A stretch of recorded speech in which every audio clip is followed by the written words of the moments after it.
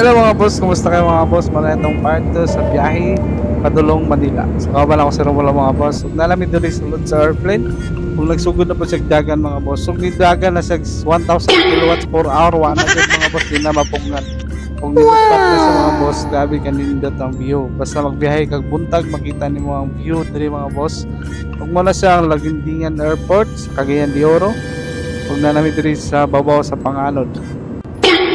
So diya mga boss nakatulog na mga kauban diya. Automatic patulog-tulog dito diya. Wow. Nakita na itong island mga boss no. Cebu siguro ning island mga boss. Atong biyahe mga boss is 1 hour and 25 minutes ra. So nga na ra kadali mga boss na abot na din kag Manila. So nindot ko sa biyahe kadlaw mga boss kay makita nimo mga view diri sa babaw.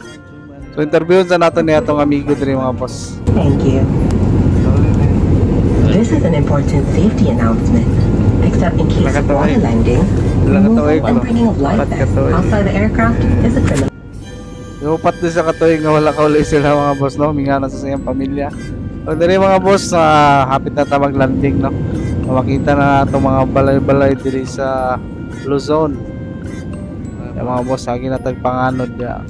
Doon na kayo dyan mga boss. So daghan na kayo sa mga balay ya, crowded na kayang Luzon mga boss no. Pagkapit na ta landing diri sa Ninoy Aquino Airport.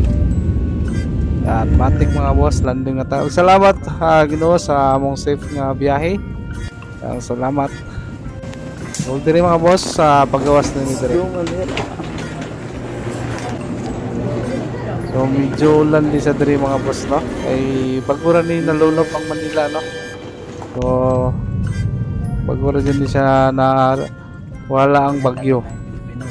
So sakay namin direct taxi mga boss, padulong namin sa Quezon City. Sumato kami sa Quezon City before may matuog Pampanga, Mexico, Pampanga. So diya gisugat na ta ni kandiya Ate Marian.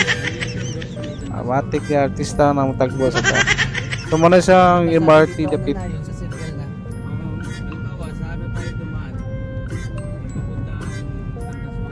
Matik na excited na si Romulo na makita yung pamilya no. So nakita na dyan natong MRT yung agadagan. So nakita po nato di ang Templo Sintawa sa Iglesia ni Cristo. So mao ni ang pinakanak mga simbahan sa Iglesia ni Cristo. So matik ang ilang balay di ay mga boss is nasa likod. So salamat ya. So di ay mga boss pasulod na mi diya sa ilang balay. So naglibog na sa hangadalan kay dugay na kay sa wala ulit diri. So nakita na ni ang mga kaila diri. Oy.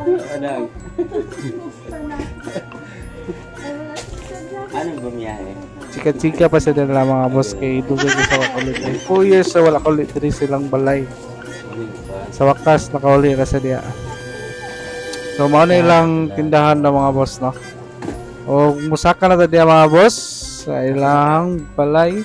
So, dali natin tama na itong video mga boss. So, tagan natin sila privacy sa ilang pagtakita sa iyang pamilya. Salamat mga boss. So, see you next video. And amping mo kanunay. And God bless.